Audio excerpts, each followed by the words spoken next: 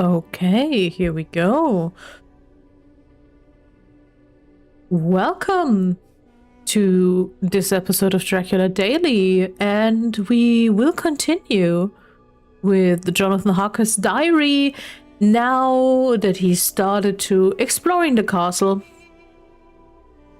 Incredible idea, boy. Incredible idea. What will go wrong? We'll see. We'll see. May 16th, Jonathan Harker's journal. God preserve my sanity, for to this I am reduced. Safety and the insurance of safety are things of the past. What I live on here, there is but one thing to hope for, that I may not go mad, if indeed I be not mad already.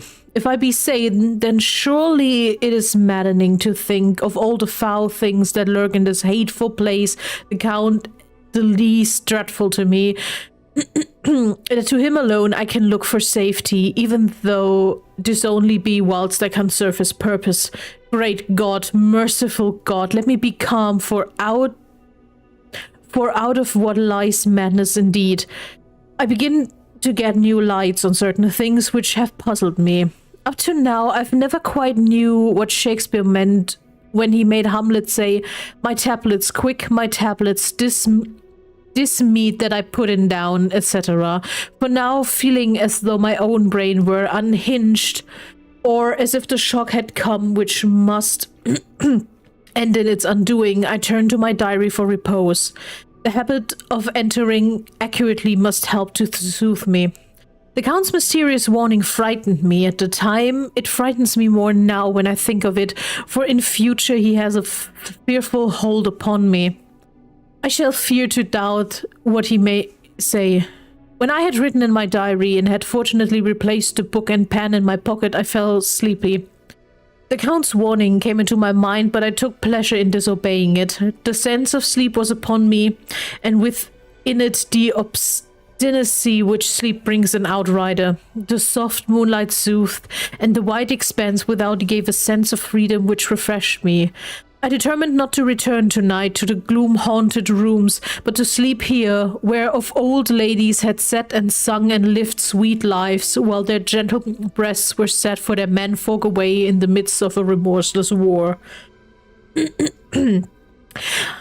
I drew a great couch of its piers near the corner, so that as I lay I could look at the lovely view to east and south, and unthinking of and uncaring for the dust, composed myself for sleep.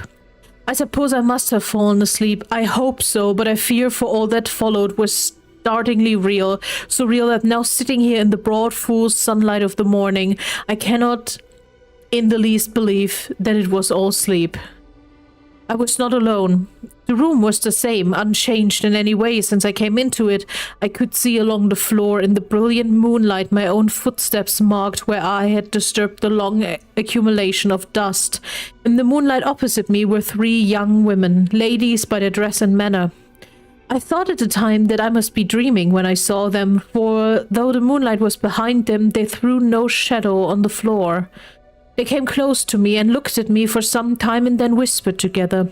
Two were dark and had high aquiline noses like the Count, and great dark piercing eyes that seemed to be almost red when contrasted with the pale yellow moon.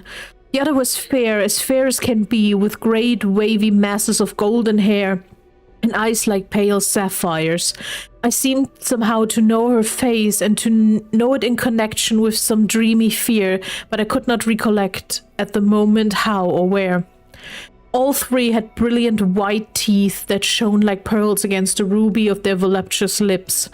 There was something about them that made me uneasy, some longing, and at the same time some deadly fear. I felt in my heart a wicked burning desire that they would kiss me with those red lips. It is not good to note this down, lest some day it should meet Mina's eyes and cause her pain, but it is the truth. They whispered together, and then all the three laughed, such a silvery musical laugh, but as hard as though the sound never could have come through the softness of human lips. It was like the intolerable tingling sweetness of water glasses when played on by a cunning hand. The fair girl shook her head coquettishly, and the other two urged her on. One said, "Go on, you are the first, and we shall follow. Yours is the right to begin." The other added, "He's young and strong, there are kisses for all of us." I lay quiet, looking out under my eyelashes in an agony of delightful anticipation. The fair girl advanced and bent over me till I could feel the movement of her breath upon me.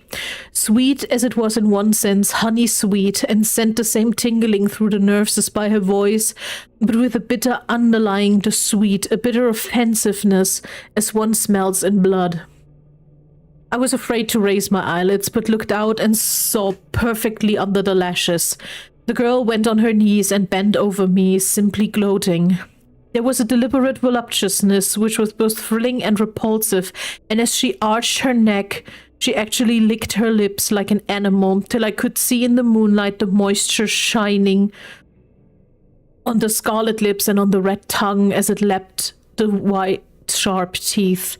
Lower and lower went her head, as the lips went below the range of the mouth and the chin, and seemed about to fasten on my throat.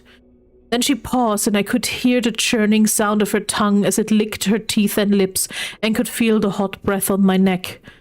Then the skin of my throat began to tingle as one's flesh does when the hand that is to tingle it approaches nearer, nearer. I could feel the soft shivering touch of the lips on the super-sensitive skin of my throat, and the hard dents of two sharp teeth just touching and pausing there. I closed my eyes in a languorous ecstasy and waited with beating heart. But at the instant, another sensation swept through me as quick as lightning. It was conscious of the presence of the Count and of his being as if leapt in a storm of fury. As my eyes opened involuntarily, I saw his strong hand grasp the slender neck of the fair woman and with giant's power draw it back. The blue eyes transformed with fury, the white teeth champing with rage, and the fair cheeks blazing red with passion.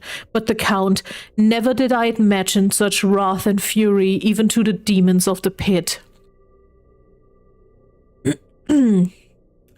His eyes were positively blazing. The red light in them was lurid, as if the flames of hellfire blazed behind them. His face was deathly pale, and the lines of it were hard like drawn wires. The thick eyebrows that met over the nose now seemed like a heaving bar of white-hot metal.